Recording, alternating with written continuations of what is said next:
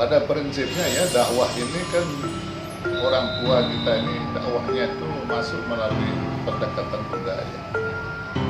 Karena bagi beliau itu budaya dan agama ini dia harus paling melengkap. Sehingga di mana-mana dia masuk berdakwah itu bisa diterima oleh masyarakat.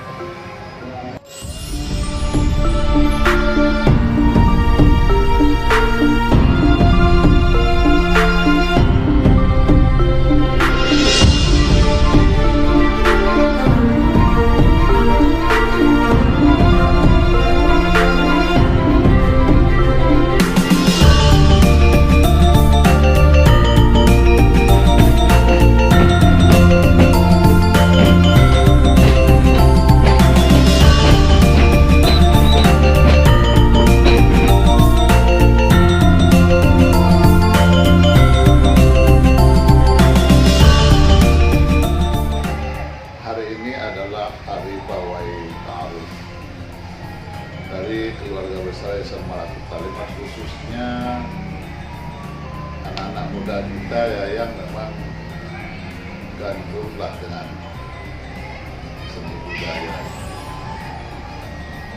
Nah, saya sebagai pembina KSPN Provinsi ini menggugah kembali lah selama 3 tahun lebih ini ya, tidak pernah ada kecimpung, tidak ada kenal boleh apa itu ya.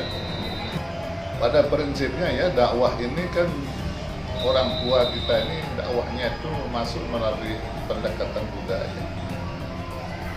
Jadi makanya dia berdakwah selama ini tidak pernah berbenturan dengan budaya, itu kunci. Karena bagi beliau itu budaya dan agama ini dia harus paling melengkap. Dia harus saling melengkapi, bukan harus dibenturkan. Sehingga di mana-mana dia masuk berdakwah itu bisa diterima oleh masyarakat.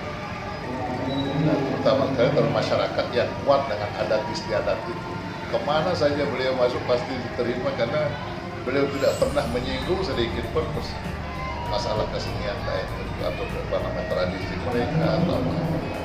Nah, sehingga mana yang dianggap itu tidak baik saja gitu. Misalnya kalau mereka tadinya kalau misalnya harus ada gamelan, kemudian sudah ada minum-minuman keras, nah itu tinggal mintakan saja. Kalau alasannya untuk tidak ngantuk ya dengan kopi saja gitu. Pelan saja jadi berubah gitu ya. Kalau dia di siang hari kenapa nggak pakai kelapa, pakai apa namanya kelapa muda, apa menghilangkan dahaga gitu. Jadi kalau memang ngantuk ya ngopi gitu. Sehingga seringkali juga apa namanya, itulah yang selalu disebut-sebut oleh orang tua itu ya. Kenapa beliau kok bisa menerima keadaan kami seperti ini gitu. Bagi beliau silahkan saja ditabur gamelan apa itu, yang pentingnya pada waktu sholat.